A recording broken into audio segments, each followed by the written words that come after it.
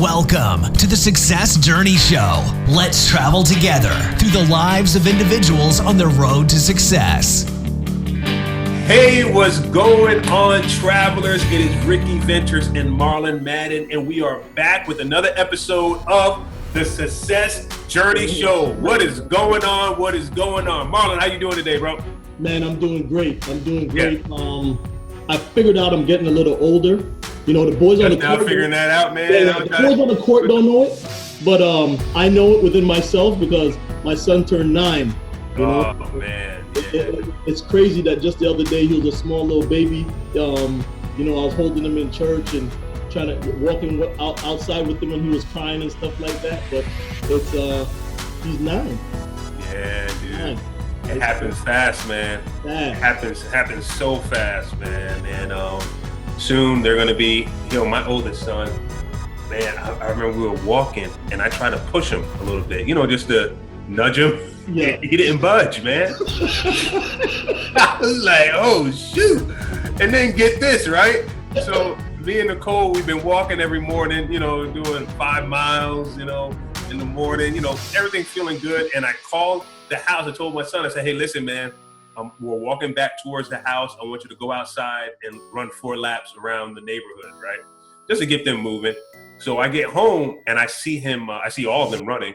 So I said, you know what, I'm going to run with him. So Nicole goes inside. I said, I'm going to run with them while they do the last couple of laps. And it's like a mile total.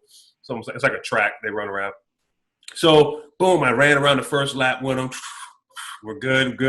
We're running around the second lap. We slow down a little bit. And he coming towards the end now. And he was like, all right, Dad, I'm going to take off. We're going to go. So he goes, right? So I'm like, all right, well, let me pick it up with him. Man. I felt like if I would have ran any harder, my whole hamstring would have popped open. And he's just making more and more distance away from me. I was like, yo, I can't believe this is happening right before my eyes, man. My son actually can run, man, almost faster than me. I'm gonna say almost right now. I'm not fully admitting it, but almost, man. And that touched my heart, man. Let's just put it that way. It touched my heart, man. We are definitely getting older. Yeah, we are. Put it that way, yeah. But yo, man, let's talk to our travelers, man. We've been having a lot of good episodes, a lot of good guests come to them. Man, some phenomenal guests, man. And before we go into our segment of, you know, words from the wise, I just made that up right there, right? Words from the wise. Hold on, there we go. Words from the wise. Why don't you share with our travelers, you know, where they can catch up on the previous episodes that they may have missed? Hey, listen, thank you for tuning in. And if you're trying to find us, thesuccessjourneyshow.com, you go on there, you find all our information on Instagram and on Twitter. You can find us there on Instagram, Success Journey Show, on YouTube, also Success Journey Show, and on Twitter, you have Success_Show. And on any platform you can find a podcast. I still haven't had nobody call me out. If you could find somewhere that we're not, you're getting a free t-shirt, right? So if you could find somewhere that we are not on their platform, please send it to us, and then we'll send you a t-shirt and make sure we get on that platform. Yes, sir. Cool, man. So this segment, man, we started it last week, and I loved it so much. So I got another proverb that we're going to just discuss real quick before we bring our guest on. And the proverb is this: without wise leadership, a nation falls. There is safety in having many wise men around you. Man. I'm trained. Yeah. You know what? It's so funny, man, because, you know, as I'm reading that, I'm like, man, maybe this one wouldn't have been the best one. Talk about, man, and that's an inside joke for all those travelers, man, that have been with us for a long time. You probably know what we're talking about. Yeah. But yeah, so I'm going to talk on that one. All right. So pretty much I'm going to expound on that one. Pretty much is like one thing I heard from a mentor of mine, you know, phenomenal guy, you know, in the engineering space. and we're sitting around a table. He works at a large organization, man. And we were sitting around the table, and a lot of questions were coming at him. And one by one, he kept calling people into the room. And we're like, man, why is this guy calling people into the room and not answering the questions directly? So you'll call one guy in the room and, then call another guy in the room. And, these guys would answer the question for him. And as the meeting was finishing up, he looked at me and said, the key to being a good leader is having great people around you and having wise people around you. And I was just like, that makes a lot of sense. Okay. So he had, going back to what the Proverbs says, without wise leadership, a nation falls. There is safety in having many advisors. He's like, he realized it was like, yeah, it's not all on me. It's not all on my shoulders, but if I surround myself with many advisors, I can go far. So my advice to you right now, right, wherever you are in your life, if you are surrounded with people and those people aren't able to uplift you, those people aren't able to pour into you and give you wisdom and understanding and things that you may not know, but you know more than everyone that you're around, you may need to shift your network a little bit. Why?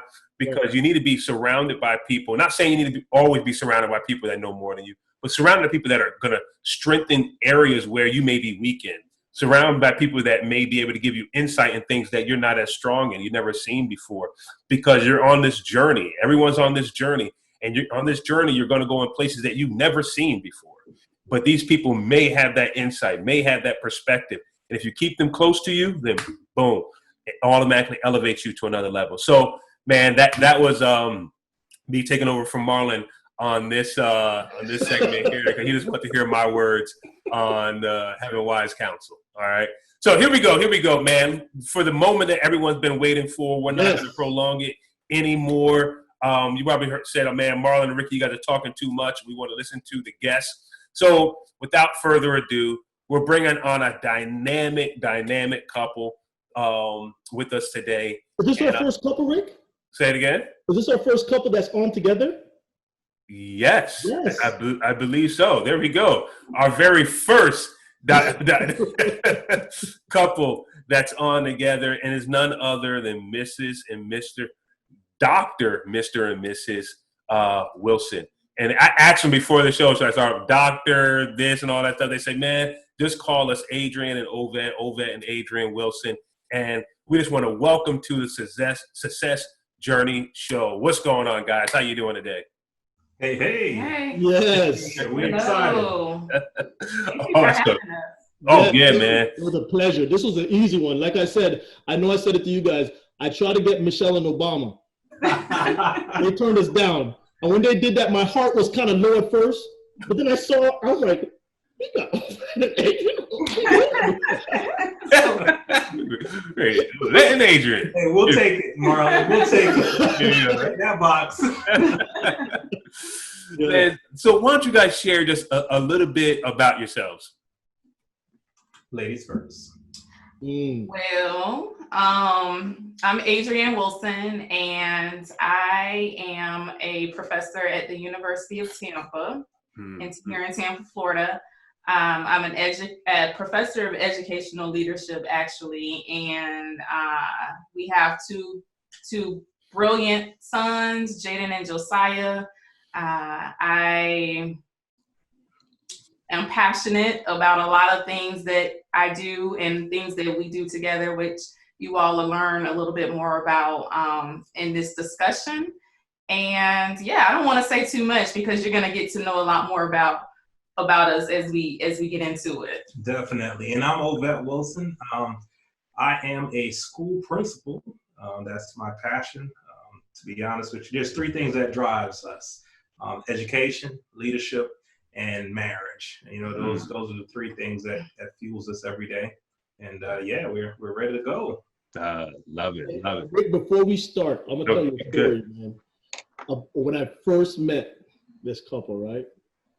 And I'm not bragging, right? So I'm going to talk about some stuff, but I'm not bragging. So welcoming, everybody know I'm in the military, so I travel a lot. And the first thing I try to do is try to locate myself with a family that's outside of my immediate family, which is a church, because I feel that you need that because, you know, during those rainy days, those tough times, and they're there to pick you up. So once I connected with this church, they were so friendly. So we're going to go to a house for lunch. And at that time, I had a BMW 745 Li, right? Oh. So I'm at the front of the church, right?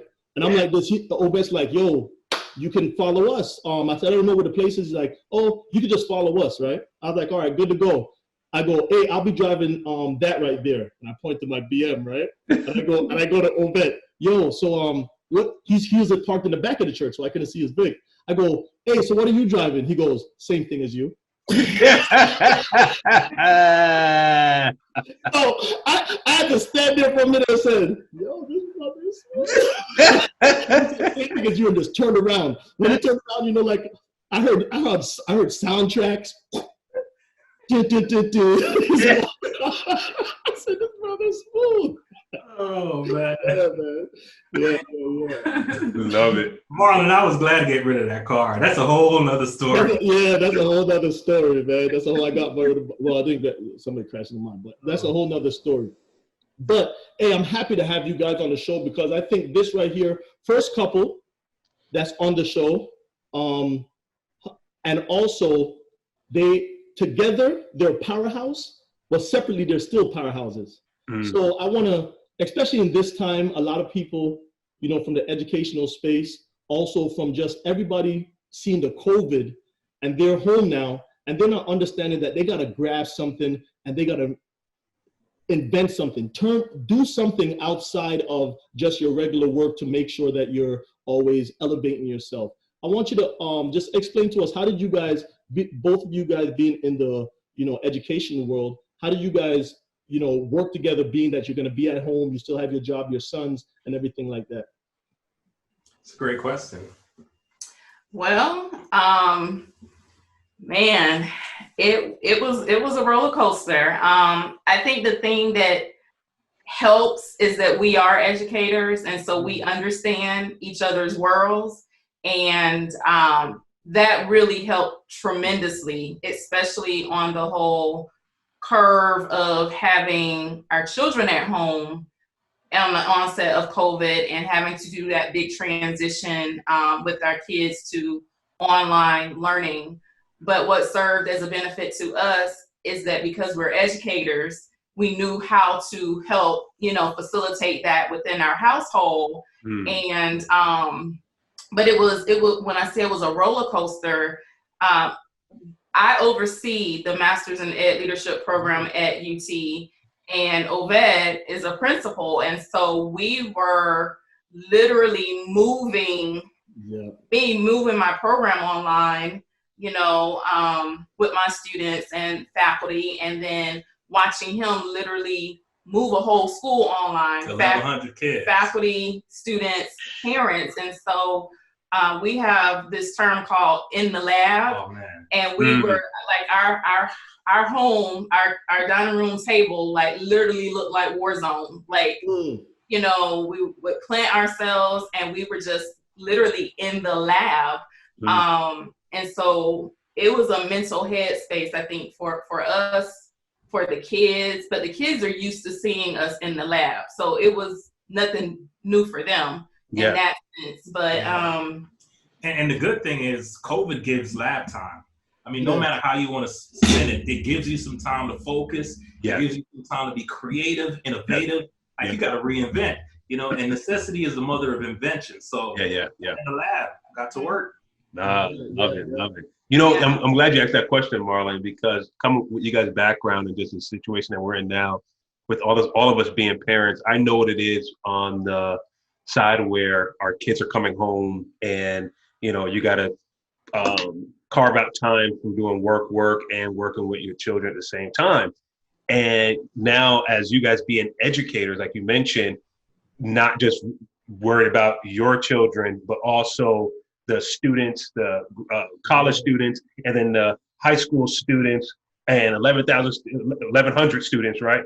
That you're also in charge of educating. Like, was there ever do you feel like there was ever a imbalance of like, man, is my kid getting the education that they need, while I'm making sure everyone else in the world or that I'm responsible for needs to get their education. How did you balance that out? I'll start this one. It's imagine being stuck at home with the principal. Yeah. Listen, our youngest son, there were some times where he was not happy. He broke down. The first 2 days, he just broke down. We had to reprogram it. We had to put him on a schedule. Yeah. You're gonna come sit. You're gonna learn today. Yeah. You know what I mean? Because this thing called education, you know how critical it is, right? Yeah. It's life and death.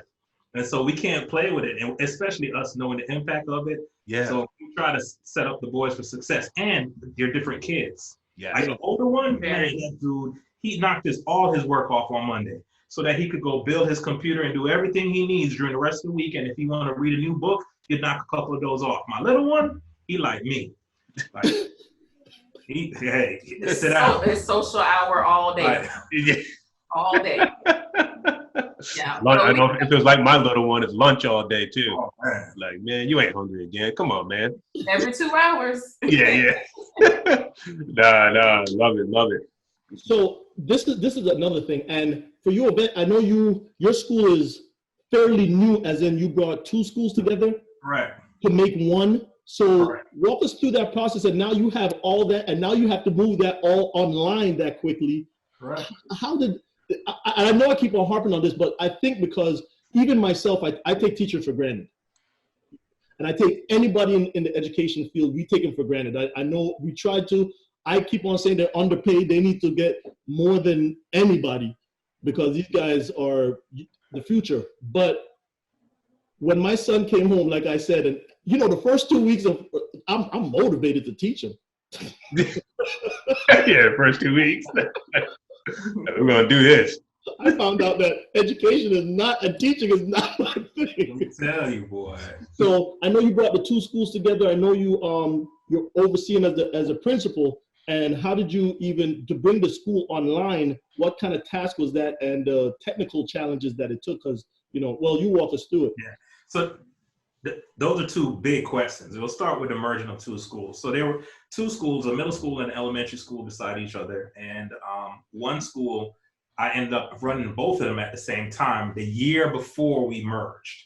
That's a whole nother story in and of itself. And that had some challenges because once they converted the school back to a neighborhood school, the teachers left and they went to other schools to teach. So that summer I had to hire like crazy. I think about 30 teachers. Had to hire new admin staff. But needless to say, that year the school grade went up. So it wasn't like, you got to bring in your crew and you got to move the school. The following year, we flipped and converted the school into a K-8. And this going into the 3rd year now as a K-8. And so that journey is about branding. It's about mission, vision. It's about hiring. It's about the philosophy, the framework of the school so that you could set it up for success. And that takes work. I can't sit here and tell you that it's a game. And then, you look at COVID, because remember, we left the week before spring break. Many schools did. They were either stepping into spring break or it was the week of spring break. And boom, they're telling us you can't even come back. So now when we get back, we took a week to literally, because you got to tear down what is called like a master schedule, right? Because the master schedule runs the brick and mortar, but now you're going all online. So you got to rebuild the master schedule, rebuild meeting times, instructional teams, all of it. So it was an experience in and of itself. But again, when you got to do it, you got to do it. Like your back is against the wall. So necessity creates opportunity and you just get it done. Yeah. So when did you guys know that, you had this heart for just being in the educational space, knowing what it all takes and always be in that space of servitude, really, to those that are around you, no matter what level it is. Is it something in your upbringing? Was it in your college years? What drove you in that direction? Well, ironically, Ovett and I both started out as non-education majors in college. Oh, wow. I was a nursing major and had hopes of being a nurse practitioner one day, and Ovett started at USF as an accounting. Yeah, business. Yeah, business, wanting to be an accountant. For me, I always had a heart for serving and helping others, i.e. wanting to be a nurse and going to the medical field.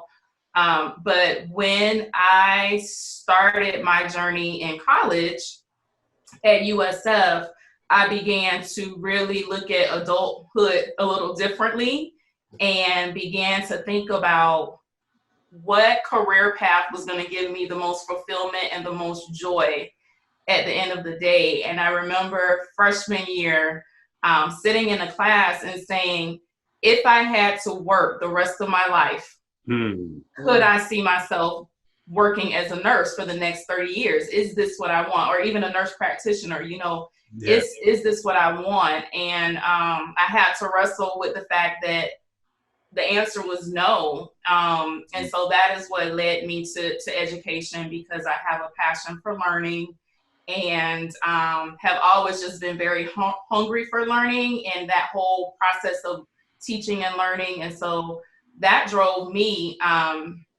into education and just really looking at, if I had to commit to doing something for the rest of my life and being happy, what would it be? And how can I still get that fulfillment of helping people and pouring into people? And there's no other better profession than teaching. Yeah. And so, although I'm a college professor now, my journey started as a high school history teacher. And maybe, I don't know how deep we'll get into the weeds of how our lives intersected, but Ovett and I had a few encounters before marriage. And the first one was actually in the College of Education at University of South Florida.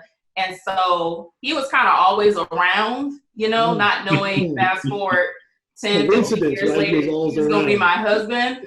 But, you know, you just kind of see people, and we're in the same major in college and, you know, attending some of the same meetings. We were in the honors organization together. And so that was our first encounter. And then our second encounter was our second year of teaching. We ended up teaching at the same high school.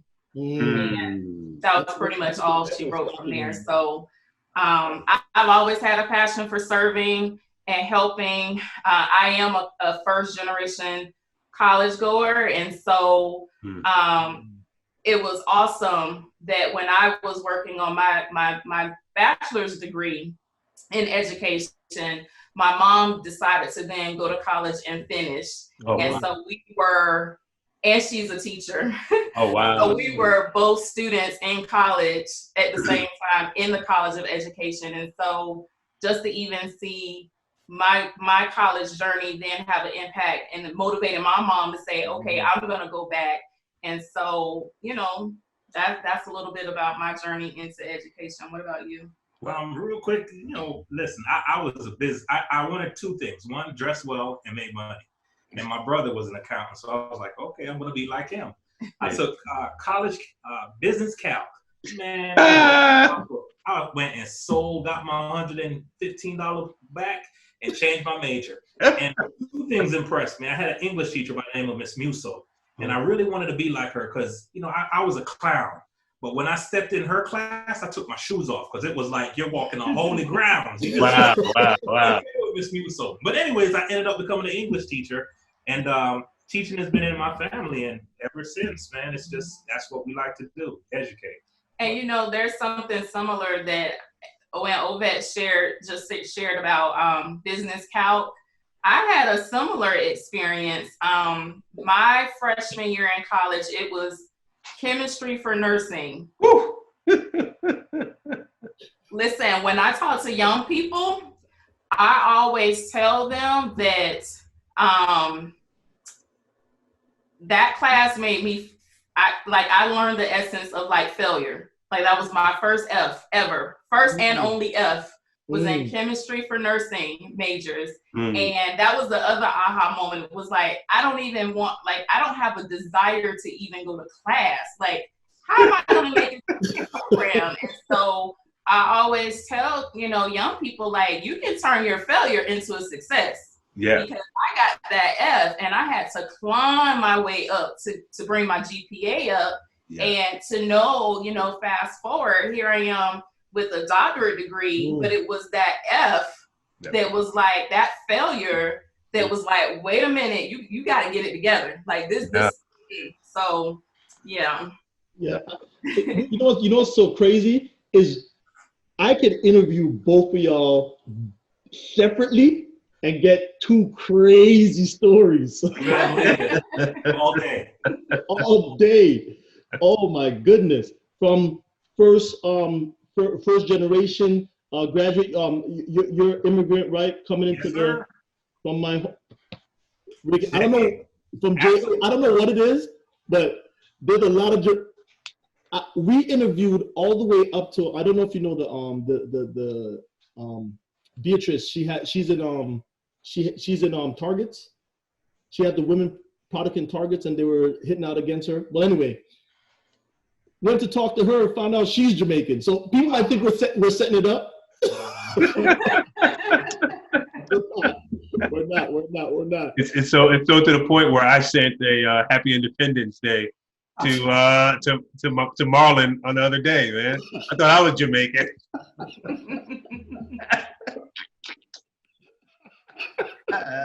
Yeah, people think Ricky's Jamaican. It's so funny. Yeah, so now that you guys have this powerhouse, and you guys been married for how many years?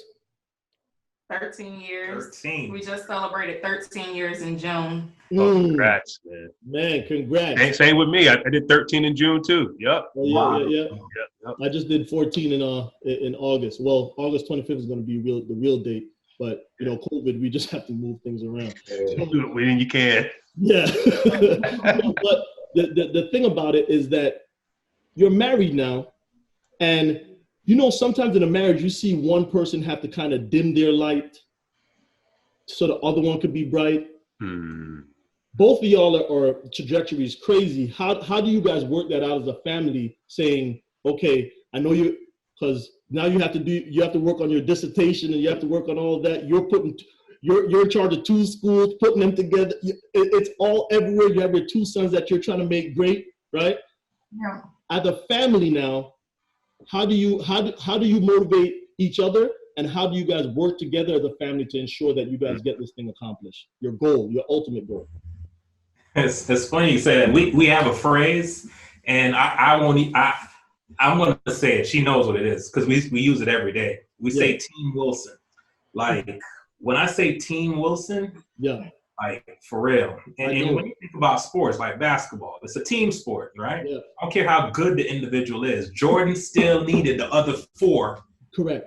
For them 6 rings. Yeah. And so when you think about it in the context of a team and what is necessary to win, listen, you can't go wrong. And that's the thing. I don't lose by her taking point, right?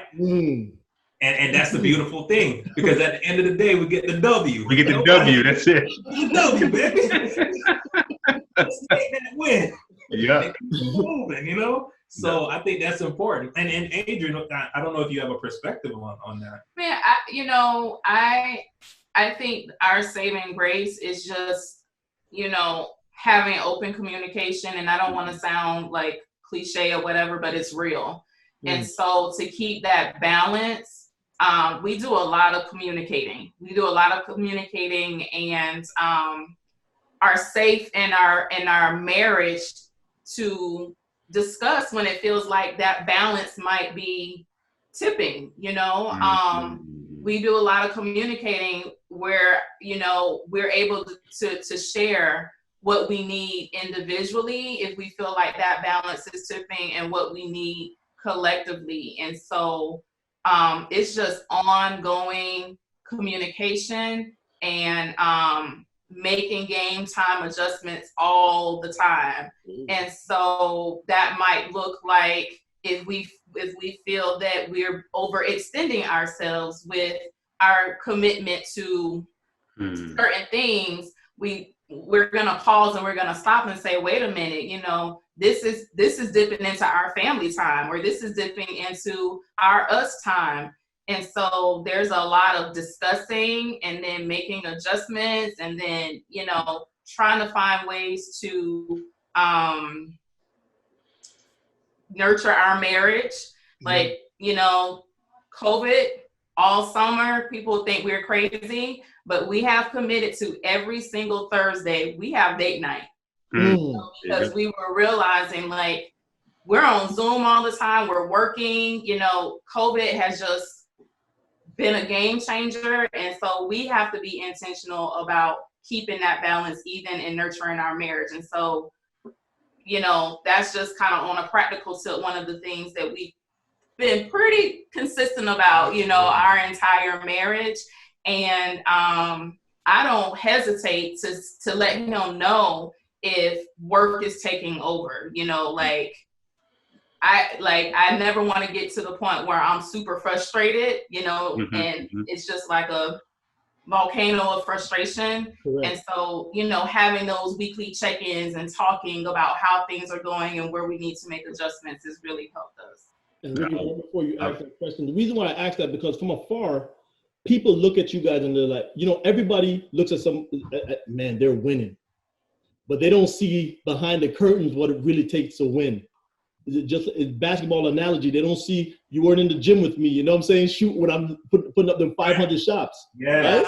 So it's the same thing when you guys are having that communication. You guys have to say, you know, probably shed some tears together and say, hey, babe, yo, work it out, or whatever the situation is.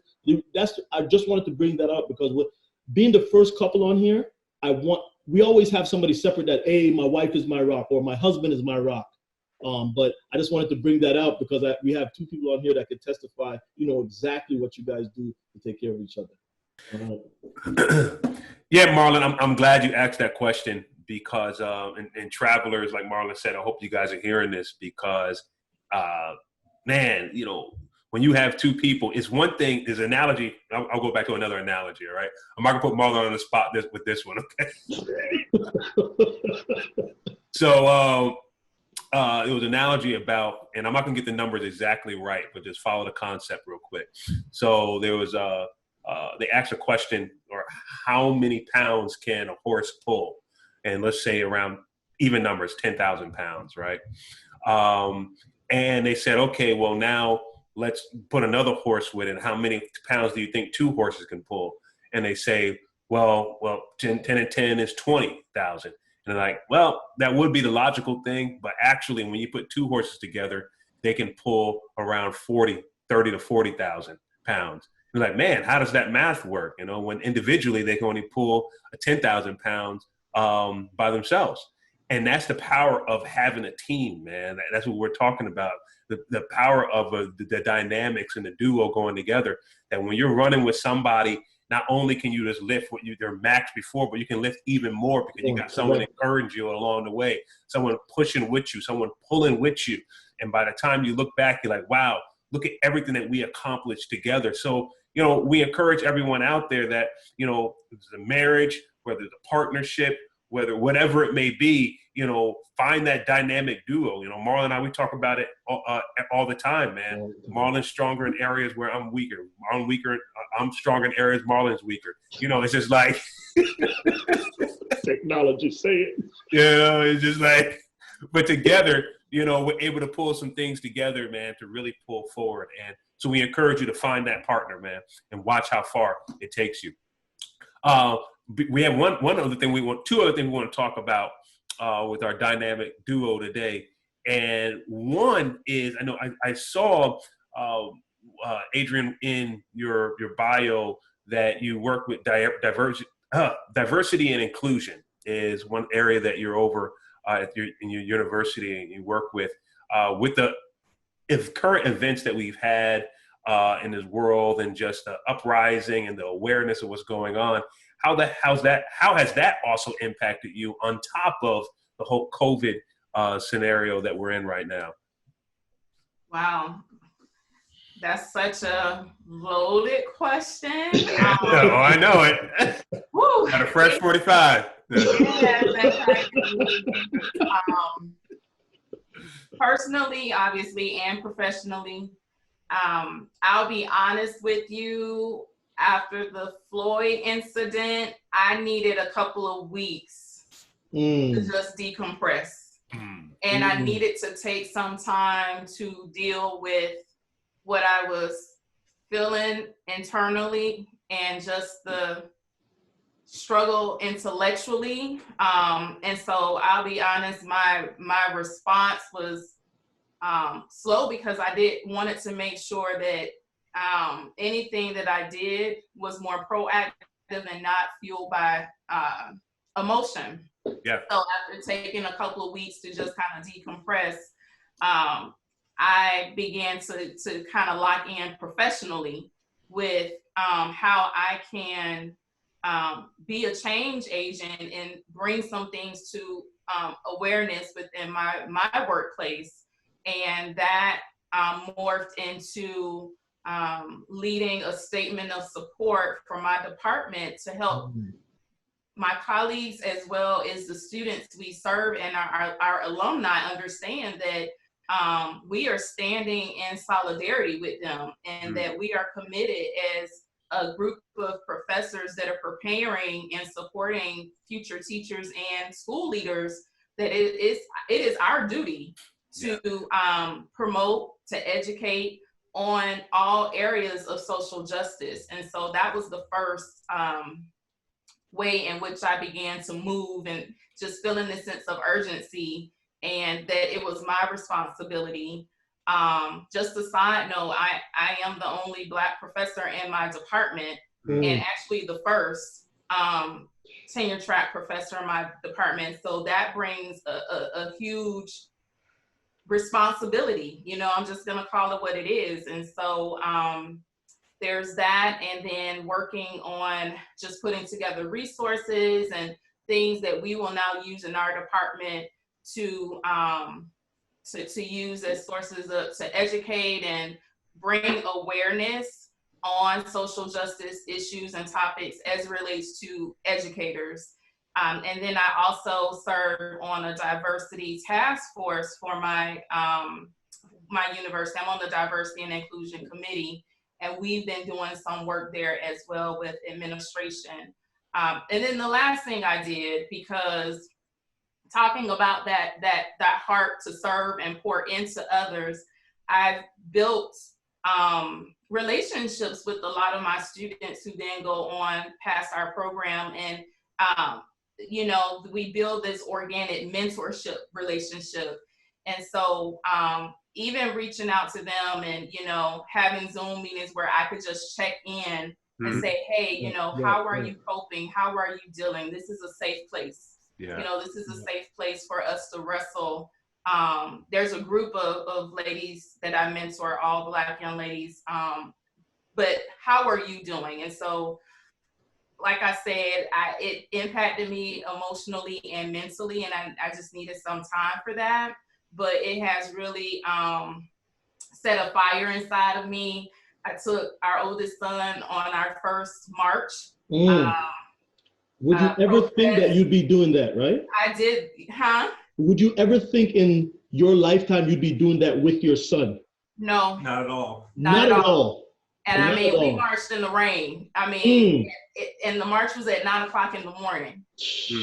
And he got up. He was dressed before I was. And so we're even seeing that social justice vein running in him. And I remember when we were getting ready to go to that march, and I was encouraging him to think about maybe thinking about a career in law.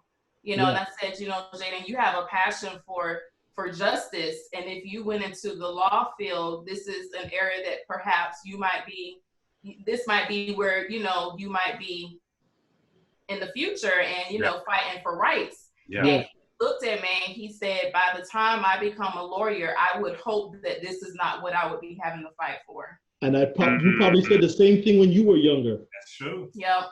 You know, the thing about Ovett and I'm gonna tell you, we have a little different dynamic, and I always tell my West Indian people this: you have to try to understand the plight of the Black Americans that are here. We're too fast to put our 2 cents in, Yeah. But if you don't study it, like Ricky's mother was bussed in because she was when they brought the schools, then they desegregated schools.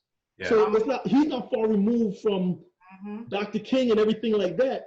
And you know, we grew up in an era where we saw the prime minister is black, the person that owned the shop is black, the person that's driving the cab is black, the person that owned a business. And then you come here and you're like, wow. So, you know, how did you even take that over as something that you're like, you read about on the pages, I have a dream, and now you're seeing it again? It's funny, Marlon, listen, everything you just said, Adrian could probably say it word for word. We have these dialogues all the time because the experience of the African American is very different than the Caribbean. Yes. And so, and just the level of listen, let me put it this way.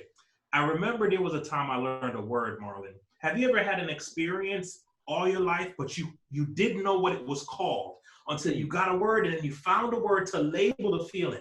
Here it was. I learned the concept of burden of suspicion. Burden of suspicion. I said, man, this is what I've been feeling all my life. You know, being the only African-American in the honors or AP class, right? And the burden, right? That's been weighing me down. Yes. Now I have to be the best, the sharpest, you know? Correct. The only one to get a position, and you're like, man, or being pulled over and you're wondering, golly, was it because so every time was it because, is it because, is a burden. Yes. The burden of suspicion, man, according to research, adds stress. Yes. It affects our confidence. Yes. I mean, it causes us to work twice, triple as hard. So I just remember when I learned that concept, I said, man, oh man, I could identify now the feeling. But the struggle, there is a completely, it has its similarities, but there's some differences with it. Yes, man. Oh man, thank you guys. Hey, Rick, Go ahead, man. I'm gonna throw it in here. So now we're gonna talk about the dynamic duo coming together, and they say, "Hey, let's put our expertise together, man." And we got this right here. We got y'all first book. Is this first book? First. Yes. And the thing about this book, and I don't want to sound like I'm just throwing it to the side. The book is so easy to read. Yes. Once you start to read it, you don't want to say, okay, let me just stop here because I don't know. I was just like, oh snap. Next. Yeah. Next. And I love how you opened it. You know why? Because I'm military. So I love how you opened it. Why did you guys pick that to say to kind of use the way the military does stuff to start off that book? Listen, winning is a process, right? Winning is a process. And a lot of times people don't understand that it's a process. They look at the destination and they like the end goal, but not knowing that true winning is the process. In the military, man, they take you through a process. Yes. You know? And so it was important for us to get the vantage point and the blessings from that perspective. Before we go on there, Marlon, you got it. For those listeners that are just on the regular podcast channels not on YouTube, where you can see our podcast every single week, that's missing out on the visuals and seeing Marlon's and my face every single week, you got to announce the name of the book, the title of the book. The title of the book is what? The 10 Laws of Winning. The 10 Laws. The 10 Laws of Winning. The secret to living a successful and productive life. And I'm gonna tell you, this is broken down. I think my 9-year-old could read this book and go through it and say, Dad, I've picked out a lot of gems out of this thing right here. And I could give it all the way to the person that you said, Rick, somebody that should be up there that's looking for the different people to be able to administer whatever they want to get. And they'll read this book too and say, wow, yo, there's some topics in here that I want to touch on. And 95 pages, people, 95 pages. No excuse. Yeah. No excuse why you can't pick up this book and read it and implement some of these steps that are in here. You know, one of the things is winners are completers. Right? And I don't think sometimes we understand that concept. Like if you're working on your doctorate, yes, right? You got to complete. And one of the things, we made it so that you could finish the book. That's right. Yes. Because there's a lot, man. I have so many books, but I can't say I finished all of them. Yeah. You understand? Yeah. There is a feeling when you win. And so we wanted you to win when you read the book, that you could finish it and say, man, I knocked this one off. Yes. That is so powerful what you just said, right? And it's so intentional because, guys, travelers, listen to this.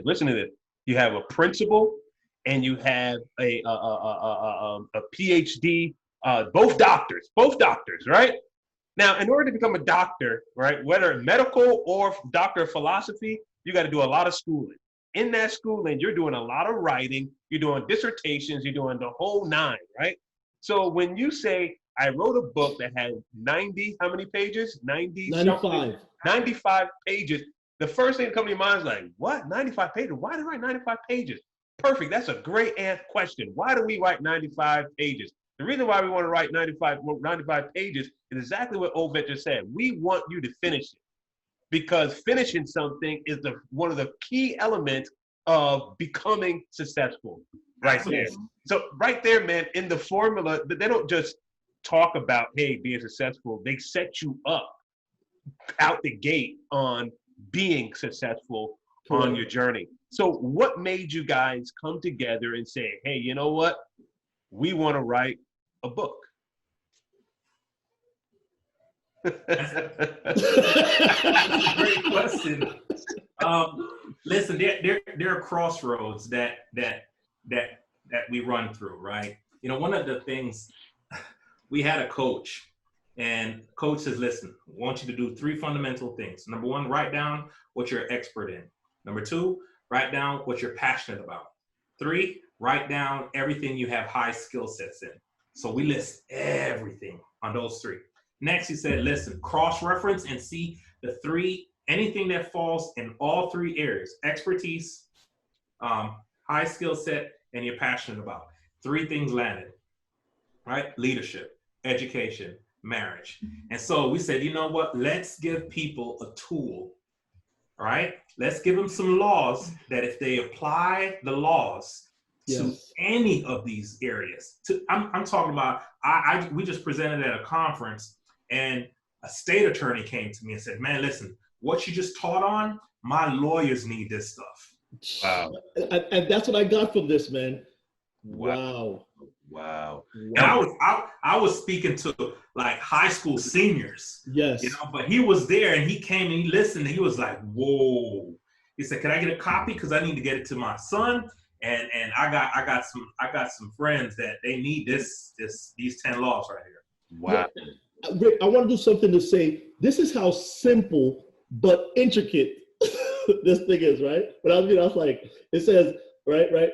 There's 3, you're either winning, losing, or quitting. That's it. That's it. Right? And quitting makes losing permanent.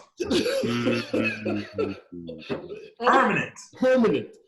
Right? So this right here, I love how you guys placed this, because I could see it was intentional, but the thought process that what you said, I want to be able to take this and put it to any area of wherever somebody's at, they could take it and use it to get upward mobility. I want you to just talk about some of the topics that you put in this book and why you guys thought it was so important to put these topics in this book for winning.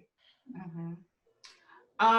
You know, when we looked at the 10 laws, we looked at how these 10 laws intersect with our lives. You know, so they're not just philosophical, feel good, sound good, but this is like tried and true, applied. We can point to story after story, time after time, where we have applied these laws over the course of our life, over the course of our marriage, and we know them to be true. You know, we know them to be true. So that was also very important to us, you know, to be able to look at these 10 laws and say, are they practical? Are they real? Is this something that people could take and literally run with and start implementing tomorrow if they wanted to? For me, law number 10, focusing on something bigger than yourself. Correct. That is one of my favorite laws, because that to me is your compelling why. So we win when we know our compelling why we are here, what we are meant to do, and then we begin to walk in that compelling why, that purpose. And so I've seen where when you focus on something bigger than yourself, whether it be serving others, whether it be, something that's going to enhance the life of others, that to me that's why we get up every morning and do what we do. That's why that's why we have skin in the game, because we know our why. And so that keeps us focused, because life is so distracting. And so that one really stands out to me, and it has really been the guiding post of me even making decisions and not walking through certain doors, in life, because it's got to align with knowing why I'm here, what my purpose is, what our purpose is, and then really doing what we can to walk in that. So that's the one that speaks to me the most. For me, it's law number 4. You win by learning from your failures. Yes, and sir. I've had people hit me up with this one because, we don't understand the process of failure. Like, failure is a gift. Yeah. Like, a child falls 100 times before they learn how to walk. Correct. Formula 409. No one talks about the 408th time he made the batch and it didn't work. Right? So he let it on 409 and it worked. So he called it 409. Listen, failure is a gift. It gives us the opportunity to set a goal, but we don't look at it as a gift. We look at it as, oh my gosh, it's destroying me. No, it's not. It's an opportunity. So, this, and if you notice the laws and the order that they're in, they kind of play on each other and they affect each other. So it's law number 8. We win by remaining coachable. I have seen successful people who are not coachable and they have lost so much. Yeah. You I think Michael Jordan, because anyway, he without Phil Jackson. Yeah. Think about it. We all need a coach, right? Right. The Johari window, and if you've heard about the Johari window, it has 4 sides. You have the public side, you have the private side of yourself, then you have the blind side. The blind side of you is the side that you can't see, but Adrianne can. Others can. Yeah. So I need a coach. Yeah. Adrianne has to be my. Hey, it's a team sport, right? Correct. Yeah. And it's Team Wilson, right? Yeah. So I can't see the spots where I'm not causing my elbow to bend correctly. And she's like, baby, you're not giving the boys enough time. So she's coaching me, right? So I gotta make the game time adjustment. Yes. Right. And so that's the process. Yeah. Winning is a process. It's not an outcome, it's a process. I love it, man. Love it. Man, Go ahead, Marlon. Rick, what is your because knowing you guys, you guys are strategic, so I know you just didn't write a book and say, well, I'm a doctor, we're doctors, we just wrote a book and just put it out there. What's the plan?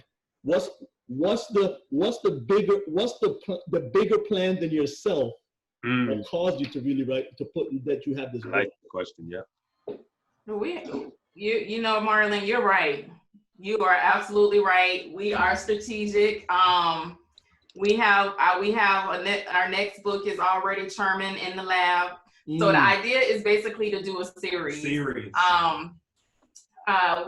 cooking up something next for our next one, but we want to do a series of 10 laws of winning for different, just different groups. So, perhaps there might be a 10 laws of winning in your marriage.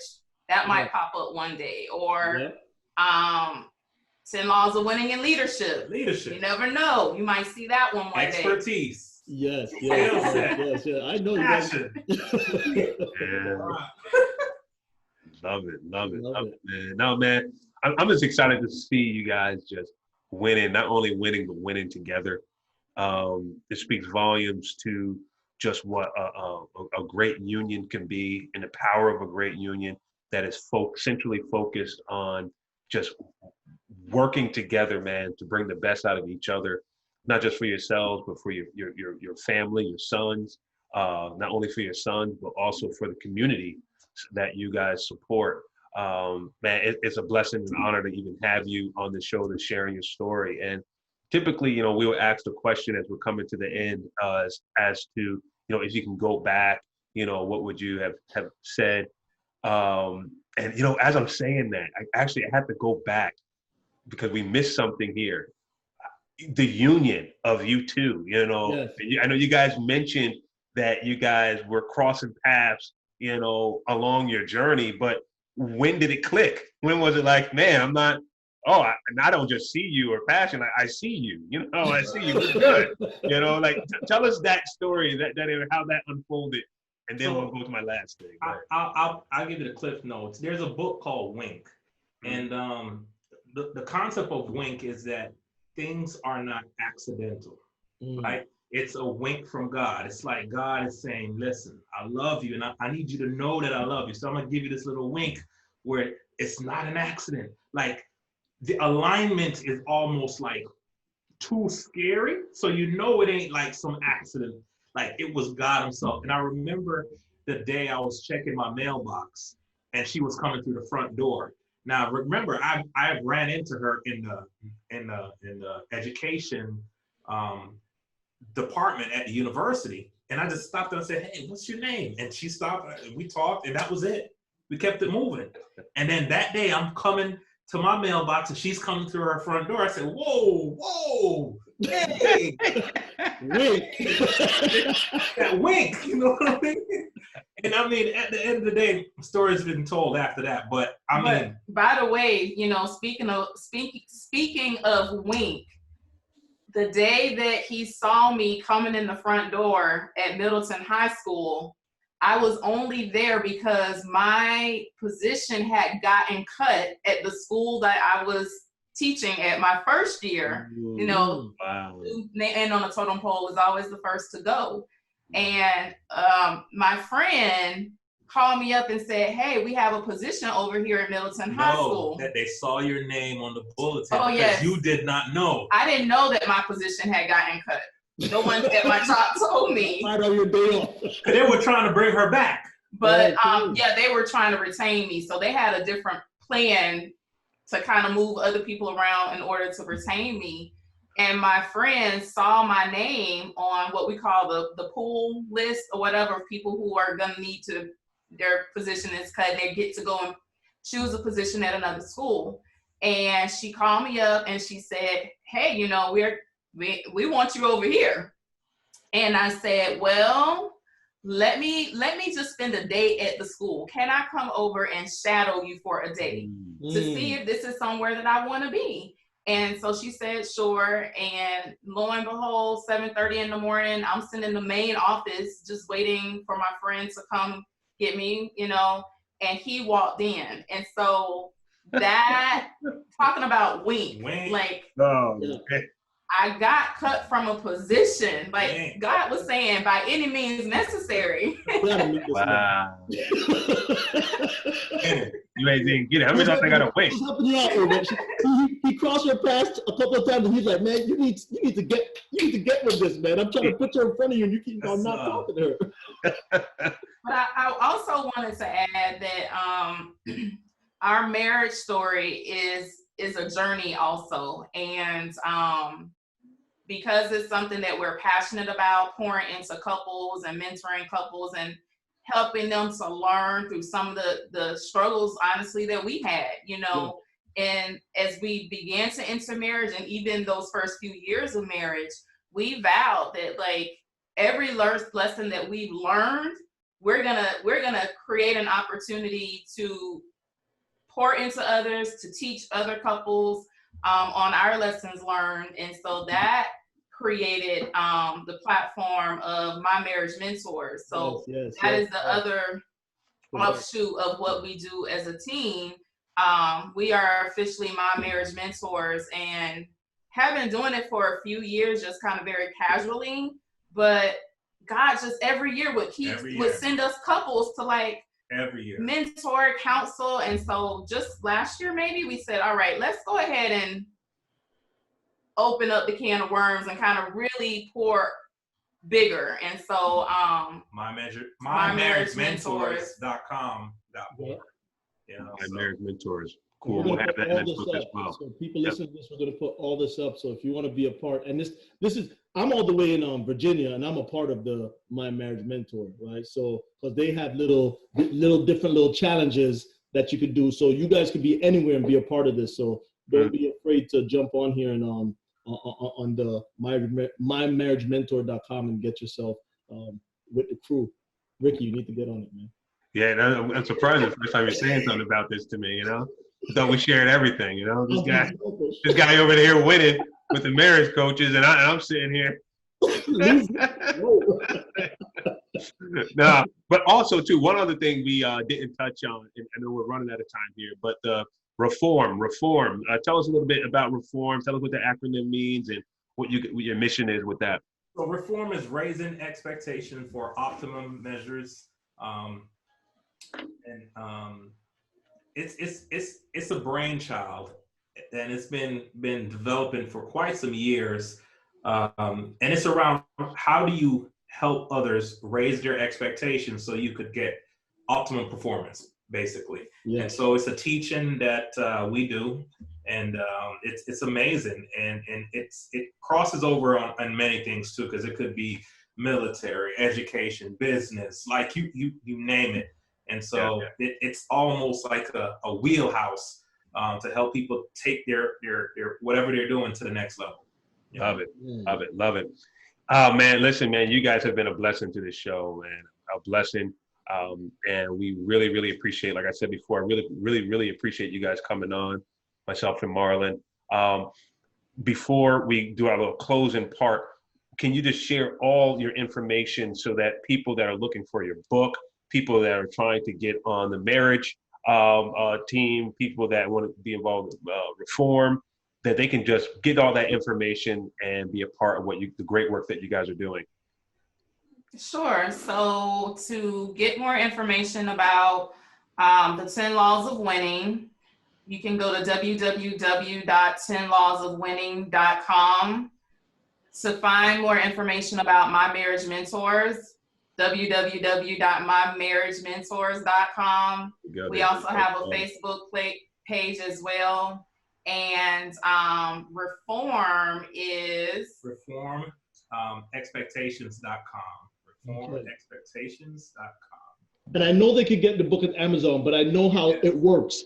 Barnes and Nobles, Amazon, Target. But do you guys have a direct thing to you guys that you guys sell it yourself, or do you guys use a third party for all of it? Yeah, we have both. So it's in every major publishing house or wherever you go. I mean, from Google Books to Amazon to Books A Million, Barnes and Nobles, Target, Walmart.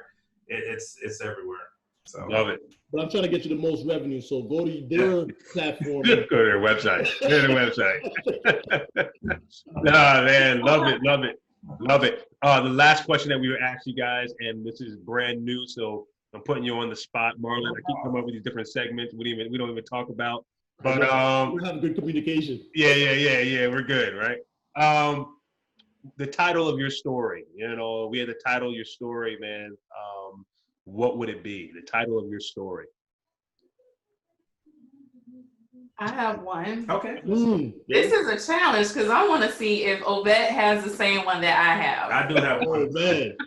So I'm going to write mine down. Yeah. And I'm gonna reveal it. Hold on, give me that. This is going to be the real test right here. Oh, hey, you might sleep on the couch tonight. You hear me? I'm winning tonight. There you go. I'm telling you now, I'm winning tonight. Marlon, I know it, man. Yes, sir. Yes, sir. Go. All right. All right. So the title of our love story would be Love Never Fails. Mm. Come on, man. Wow. There we go. There we go. Do I talking out of the ear, my head? Right there, Benjamin. Put it right there. Yeah.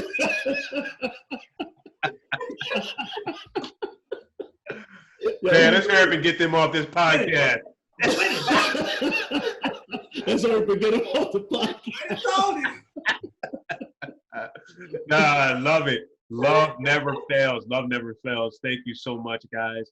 Adrianne, Ovett, man, for just joining us. Listeners, travelers all around the world. Marlon and I, man, we love bringing these to you every single week. Man, it's an honor and a privilege for us to take the opportunity to hear stories, and not only hear the stories, but be able to share them with you, hoping that they inspire, that they empower, and that they motivate you on your journey to success. Listen, you can check us out at the successjourneyshow.com, also on all listening podcast platforms, as well as social media platforms. We are there looking to hear from you. Let's leave a review, leave a comment, and also just share these episodes with your friends, your families, and your neighbors. And we promise you one thing, that we will be back next week at the same time, same place on the Success Journey Show. Everyone have a good one. Peace. You've been listening to the Success Journey Show, where your dreams, drive, determination, and diligence are the foundation to success. For more information, check out thesuccessjourneyshow.com. The Journey Squad is here helping you to your destination.